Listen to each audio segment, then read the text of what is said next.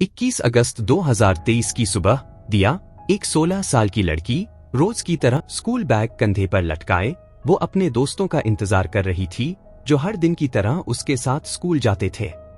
थोड़ी ही देर में उसके दोस्त आ गए और सब मिलकर नेपाली कल्याणी हाई स्कूल की ओर बढ़ गए। स्कूल का दिन बिल्कुल आम था, क्लासेस अटेंड करना, ब्रेक में दोस्तों के साथ गप्पे मारना और थोड़ा बहुत हंसी मजाक, सब कुछ सामान्य चल रहा था। लेकिन असली कहानी तो स्कूल की छुट्टी के बाद शुरू होती है। दोपहर में जब छुट्टी हुई तो दिया अपने दोस्तों के साथ स्कूल के गेट से बाहर निकली। वो सब भी आपस में बात करते हुए अपने अपने घर की तरफ जाने की तैयारी कर रहे थे कि तभी दिया की नजर एक लड़के पर पड़ी। वो सड़क के दूसरी तरफ साइकिल के साथ खड़ा था, मोहम्मद अब्बास, जिससे दिया की कुछ ही दिन पहले दोस्ती हुई थी। अब्बास को देखते ही दिया के चेहरे पर हल्की सी मुस्कान आई। दिया ने अपने दोस्तों से कहा, तुम लोग घर जाओ, मैं अब्बास से मिलकर आती हूँ, थोड़ी देर हो जाएगी। दोस्तों ने बिना कुछ सोचे समझे उसे अलविदा कहा और अपने अपने रास्ते चल दिए। अब दिया अकेली रह गई थी और उसके साथ था अब्बास। दोनों साथ में बातें करने लगे और फिर धीरे धीरे शहर की हलचल से दूर उस वीरान रास्ते की ओर बढ़ने लगे, जहां कुछ ऐसा होने वाला था जिसने सबकी जिंदगी हमेशा के लिए बदल दी। तो वो दिन कुछ ऐसा था। अब्बास और दिया दोनों स्कूल से लौटते वक्त सड़क किनारे खड़े बातें कर रहे थे। माहौल बिल्कुल सामान्य था, जैसे रोज की बातें हो रही हों। दिया को इस दोस्ती पर कोई शक नहीं था। क्यों? क्योंकि वो पहले भी अब्बास के साथ समय बिता चुकी थी और अक्सर स्कूल के बाद देर से घर जाना उसके लिए आम बात थी। उसके माता पिता भी इसे लेकर ज्यादा परेशान नहीं होते थे। अब्बास ने अचानक दिया से कहा, कहीं घूमने चलें? दिया के लिए ये कोई नई बात नहीं थी, इसलिए उसने बिना हिचक हामी भर दी। दोनों बातें करते करते शहर से बाहर की ओर बढ़ने लगे। अब जैसे जैसे वो आगे बढ़ते गए, रास्ते सुनसान होते गए। फिर अब्बास की नजर एक पुराने उजड़े हुए घर पर पड़ी। वो थोड़ा उत्साहित हो गया और दिया से बोला, तुमने कभी ऐसा घर देखा है? दिया थोड़ी असहज हो गई थी, उसकी आंखों में थोड़ी झिझक थी। उसने धीमे स्वर में कहा, मुझे नहीं लगता हमें यहाँ जाना चाहिए, ये घर कुछ ठीक नहीं लग रहा। लेकिन अब्बास ने उसे हंसते हुए कहा, अरे डरने की क्या बात है, मैं हूं ना, कुछ होगा तो मैं हूं निपटने के लिए। दिया ने थोड़ी झिझक के साथ उसकी बात मान ली, क्योंकि उसे अब्बास पर भरोसा था। लेकिन अब्बास के इरादे उस वक्त साफ नजर नहीं आ रहे थे। वो दोनों घर के अंदर पहुंचे। पुराना जंग लगा हुआ गेट अब्बास ने किसी तरह खोला और दिया को अंदर ले गया। जैसे ही वो अंदर दाखिल हुए, दिया के दिल की धड़कनें तेज हो गईं। अंदर बहुत अंधेरा था और दीवारें सुनसान थी। दिया के अंदर का डर बढ़ता जा रहा था। फिर अब्बास ने अपना असली रंग दिखाना शुरू किया। बिना कोई चेतावनी दिए उसने दिया के करीब आना शुरू किया और उसे जबरन छूने की कोशिश की। दिया पूरी तरह से सन्न रह गई। उसने अब्बास को रोकने की कोशिश की, साफ मना किया, लेकिन अब्बास के इरादे कुछ और थे। उसने जबरदस्ती करना शुरू कर दिया। दिया चीखने लगी, खुद को छुड़ाने की कोशिश करने लगी, लेकिन अब्बास की पकड़ बहुत मजबूत थी। उसने दिया के मुंह पर हाथ रख दिया ताकि उसकी आवाज बाहर न जा सके। शहर से दूर एक वीरान जगह, जहां आबादी तो थी, लेकिन इतने दूरी पर कि किसी की आवाज सुनना मुश्किल था। वहां के लोग अपने अपने कामों में व्यस्त थे, जैसे रोजाना रहते हैं। कुछ हल्की सी चीखें तो उन्हें सुनाई दी, लेकिन सबने इसे नजरअंदाज कर दिया। आखिर कौन सोचेगा कि कुछ गड़बड़ हो रही है ना? पर उस दिन कुछ गड़बड़ जरूर थी। दिया के लिए वो दिन शायद उसका सबसे बुरा सपना बन गया था। वो पूरी ताकत से संघर्ष कर रही थी, अपने जीवन के लिए लड़ रही थी। कभी अब्बास के हाथ पर काटने की कोशिश करती, तो कभी मुंह छुड़ाकर जोर से चीखती। हर बार जब दिया चिल्लाती, अब्बास फिर से उसके मुंह पर हाथ रख देता। लेकिन दिया, उसने हार नहीं मानी थी। उसकी हर चीख, हर कोशिश में एक ही बात थी, मुझे बचना है। और उसी संघर्ष के बीच उसकी चीखें दूर तक पहुंच गईं। गांव के एक छोर पर राजू घोष नाम का बुजुर्ग अपने घर के बाहर टहल रहा था। उम्र ने उसकी चाल धीमी कर दी थी, लेकिन उसकी आंखें और कान अभी भी चौकस थे।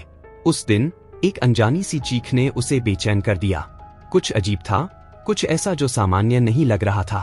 उसने रुककर चारों ओर नजर दौड़ाई और देखा कि आवाज एक पुराने उजड़े से घर की दिशा से आ रही थी। राजू के मन में सवाल उठे, क्या हुआ होगा, मुझे क्या करना चाहिए? पर उससे पहले कि वह कुछ सोचे, उसके कदम खुद ब खुद उस घर की ओर बढ़ने लगे। उसकी चाल भले ही धीमी हो, लेकिन इरादा बिल्कुल साफ था। उस घर के चारों तरफ घनी झाड़ियां थीं, जो शायद सालों से किसी को अंदर जाने से रोक रही थी। राजू उन झाड़ियों से बचता चाहता आखिर उस जंग खाए हुए पुराने गेट तक पहुंच गया। गेट भारी था, लेकिन उसने अपनी पूरी ताकत लगाई और उसे धकेला। गेट की आवाज उस वीरान घर के सन्नाटे को तोड़ने वाली थी। जैसे ही गेट खुला, एक लड़का अपनी साइकिल को दीवार के पार फेंकता हुआ नजर आया। राजू हक्का बक्का रह गया। लड़का दीवार फांद चुका था और उसकी परछाई में बस एक काली टी शर्ट झलक रही थी। राजू ने सोचा, कौन था ये लड़का? ये यहाँ क्या कर रहा था? पर असली सवाल ये था, वो चीखें आखिर वो किसकी थी? राजू को यकीन हो गया था कि कुछ तो बहुत गलत हुआ है। उसने जल्दी से अंदर झांका, लेकिन जो उसने देखा वो शायद उसके दिल में लंबे समय तक रह जाने वाला था। जैसे ही उसने घर के अंदर कदम रखा, जो उसने देखा उससे उसकी सांसें थम सी गईं। फर्श पर एक लड़की बेजान पड़ी थी, दिया। उसके सिर से खून बह रहा था और उसका सिर किसी ईंट से कुचला गया था। ये वही लड़की थी जिसकी चीखें उसने सुनी थी। दिया अब इस दुनिया में नहीं थी। राजू की हालत अब एकदम असहाय हो चुकी थी। जितनी तेजी से उसके बूढ़े पैर उसे ले जा सकते थे, वो उसी रफ्तार से अपने घर की ओर भागा। हांफते हुए उसने अपने पड़ोसियों को इकट्ठा किया और उन्हें बताया कि उसने क्या देखा था। जल्दी ही पुलिस को भी सूचना दी गई। जब पुलिस मौके पर पहुंची तो जो दृश्य उनके सामने था वो किसी के भी रोंगटे खड़े कर देने वाला था। दिया की बेजान बॉडी, खून से सना हुआ फर्श और उसके सिर पर ईंट के निशान, सब कुछ उस खौफनाक हादसे की कहानी सुना रहा था। पुलिस ने तुरंत जांच शुरू कर दी। पुलिस को घर के अंदर काफी खून बिखरा हुआ मिला। ऐसा लग रहा था कि शायद अब्बास ने घबराकर दिया के सिर पर हमला किया था जब उसे एहसास हुआ कि कोई दरवाजा खोल रहा है। अब पुलिस ने राजू घोष से पूछताछ शुरू की। उनसे पूछा गया, क्या आप उस लड़के को पहचान सकते हैं जो वहां से भाग रहा था? राजू ने निराश होकर कहा, साहब, मैं उसका चेहरा साफ साफ नहीं देख पाया। वो मुझसे काफी दूर था। लेकिन हाँ, एक बात मुझे याद है, उसने काली टी शर्ट पहन रखी थी। ये जानकारी पुलिस के लिए जरूरी थी, लेकिन अभी तक कुछ भी साफ नहीं था।